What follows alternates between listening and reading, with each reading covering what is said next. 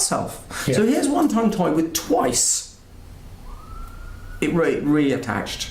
Now, with a change in, I've made a huge amount of tongue volume, they're clearly having to wear the training appliance and he's having to follow my exercise program on his swallowing technique. And that seems to have been, well, it clearly has been more beneficial than 2 tongue tie operations. Yeah. That interests me. That really has interested me. What also, though, interested me on the counter side is I've had quite a few adults who, they swear blind that having the tongue tie revision has been a fundamental change to their whole, it's like they've unlocked themselves, they describe it. It's almost as if someone has released them and suddenly they've gone from this restricted position to able to stand up properly. So I'm still sitting on the fence as far as whether or not we should release tongue ties. I take that point entirely. In my mind, I think that what makes the difference is the activity of the individual in between. If you have a tongue tie and then keep your tongue very active, it will not recur. If you have a tongue tie and do not keep your tongue activity. Sorry, you mean a tongue tie revision? Well, call it what you like. The revision. The actual frenum is removed, which frees the tongue, then it will return unless the movement of the tongue is maintained.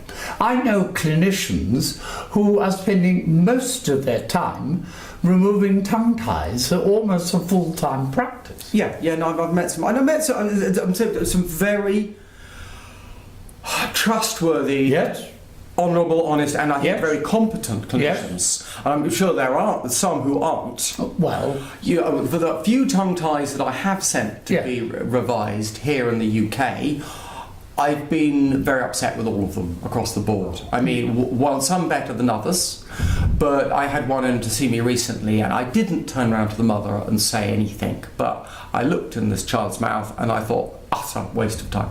yeah. It was useless. Now I'm going to contact the surgeon actually and mention this because I was upset. You know, he's had I think they did a GA for this. Yes. And you know, anyway, I need to get some feedback to the surgeon. I will try and do that without upsetting them. But the whole thing worries me. I mean, clearly when I first heard about tongue ties, when I first went to a few conferences and everyone was talking about it, I thought, here's another little bow in our quiver to help move people along. And now I'm a little bit more uncertain. Well, in a sense, I've had the same history, but I started way back in the 60s being told that you should remove tongue ties. So at that time, I was removing them. And were you doing that yourself? Yes, in those days the clinician did more. And anyway, if you remember, I was a surgeon myself. Yeah. So, but I didn't find it made much difference. And gradually, everybody started to cease doing it. Then, like you say, I heard no more of it until about 4 or 5 years ago. So it was very popular to do it back in the 60s. And were they spotting this in infants, young infants, breastfeeding I think infants? they were doing it whenever they saw a large frenum. Because when I went to a conference in Los Angeles a couple of years ago, we were hearing that in Brazil they now have a law that you have to check the tongue tie at birth and revise the tongue tie as soon as possible. I don't know if that says the law, but at least you have to check it at birth. And I know there's been a petition to government to do the same thing in the UK. Now, do you think we're just revisiting where they were in the 60s? Well, I think it's the old story that there is no clear evidence to show what causes them or how they should go. And therefore, there's a real danger to imposing any one belief. And I think we need to establish the cure. And I think we will find that we will only do that by natural breastfeeding, and I don't see the British public or indeed any other population suddenly deciding they're all going to breastfeed for 3 or 4 years. No, I think that's highly unlikely. Yes, but we need to then find a common ground. Yes. So we need to find some way, without having to we can't wind the clock back. We can't go back to being a prehistoric society. No.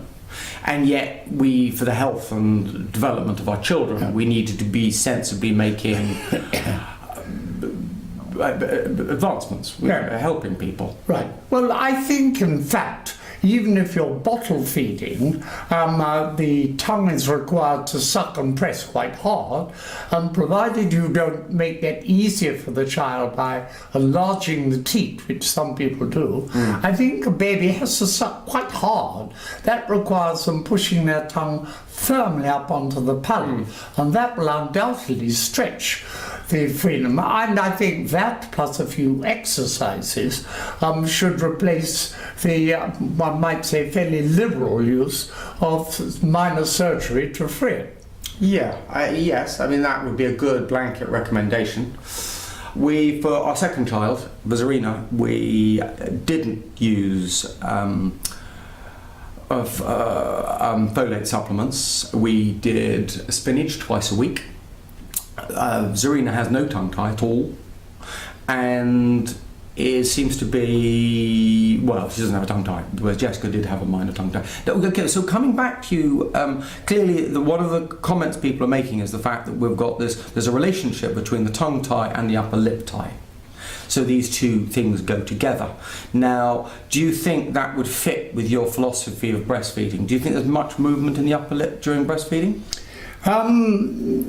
Slight, I don't think intensive. I would repeat that I think if the tongue and lips are well moved and powerfully moved, all the strings will adjust themselves. But there's less movement going on in the upper lip, isn't there, during breastfeeding?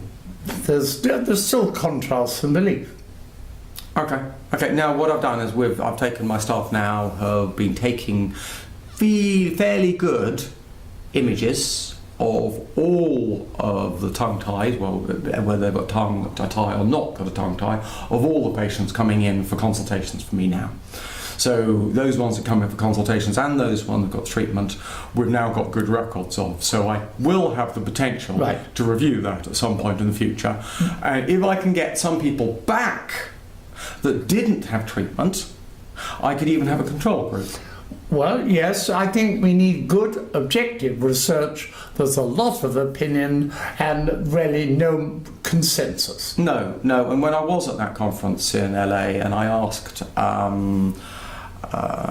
Marciason, the lady from Brazil, whether or not I should not do a tongue tie. I had a tongue tie waiting, so I actually went to this conference thinking, right, I need to provide some scientific evidence for this one particular individual who had asked me a question, and I told the mother that when I came home I would have the answer. I asked Marciason, or this lady from Brazil, and her response to my question of whether or not I should revise this tongue tie was, well, are they having problems? So there didn't seem to be yet any concrete evidence to really guide me as a clinician in what I should do.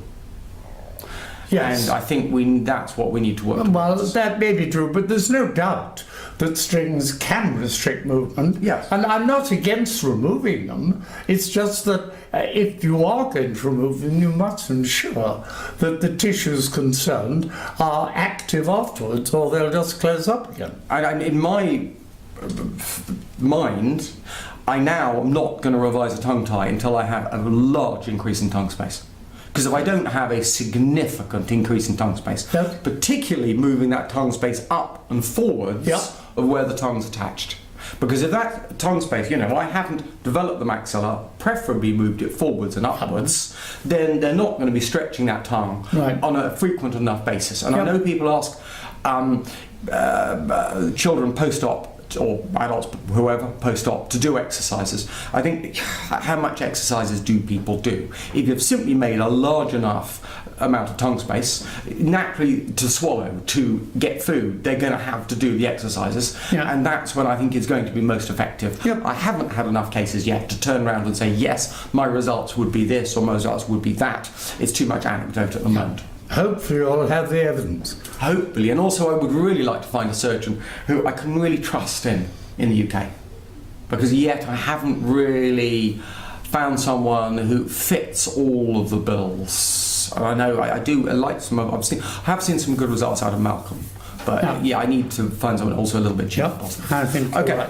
All right, that is my stand on tongue ties at the moment. And I'm going to have to see how the evidence comes in. And I will watch, and hopefully we can review our patients at some point and see if I can give some guidelines. I mean, we don't see enough people to do a big proper study, but we need some information on this.